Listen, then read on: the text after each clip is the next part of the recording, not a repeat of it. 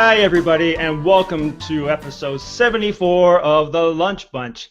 I know I say this every week. I know. Every week is a special week, but this week is very special because we have a special guest who I really admire and I followed for a long time.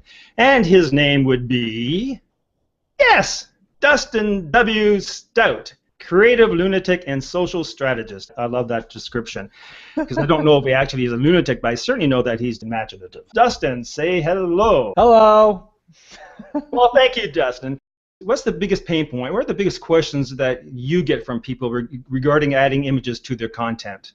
The core of it always sort of stems from this place of they're just afraid to start and dip their toe in because they feel like they're not good at it or they're not, quote, creative.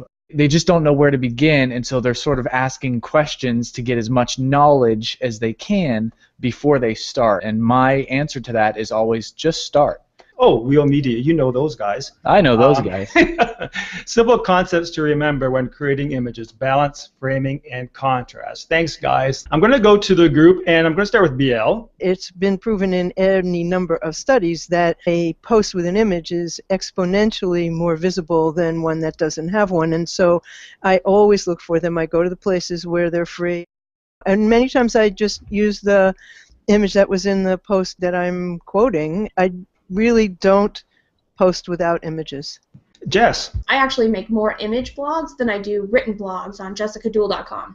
And so when I'm choosing images, I'm actually making sure I can match the background or that the image has a place for a statement on it, because the title of my blog post and the words on the image tend to be an entire blog post for me. Most people, if they see a chunk of text that's too large or if it's too much text, they'll skip right over it. They won't waste their time reading it, especially in a world of Twitter where 140 characters is sort of the standard of communication.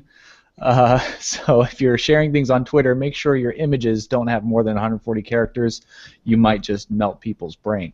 Dustin, I'll tell you, I get better response on the images with less words than more words. So over time, that's something that I have learned. Less is always more because it becomes a conversation starter. So Randy, let's get to you. What do you do when you're trying to decide what image to put on your content? Well, first of all, everything I've heard I don't disagree with. However, I never put text on images because they become a meme to me in that way. Video thumbnails are probably one of the most underutilized tools because most of the videos on YouTube are just a screen grab. If you have a quick quote or a quick message or even just the title of the event, it makes your video stand out a lot more because it's different. When I have a video, I oftentimes like to just take something from the pre-produced open. I've got a little bit of a demonstration here. This is an example of something that was from a recent show, and that's way too busy for a thumbnail. Plus, if you have the thumbnail, YouTube will put that arrow in the middle that will obscure the text. So through Snagit, what I will do is I'll just try and reposition some of the elements of what I used in the open.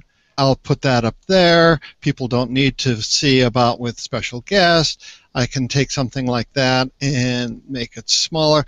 What I'm trying to do here is just clear out so that the play button in the middle can be played. So this then would become the thumbnail for the show that we would be working on. So that's my guerrilla tip for today. We kind of have to take that visual aspect of YouTube videos into our own hands, and through video thumbnails you can do that. And as I was saying earlier, every time I put together a blog post and with an image, I feel I have Dustin on my shoulder saying, watch that third thing, and that ratio is not working out, So thanks again. Mind your framing. Mind the framing. So thanks, everybody. Thank you again. We look forward to seeing you next week is our 75th show. It'll be our diamond anniversary. Thanks a lot. Take care, and have a great week. Bye-bye.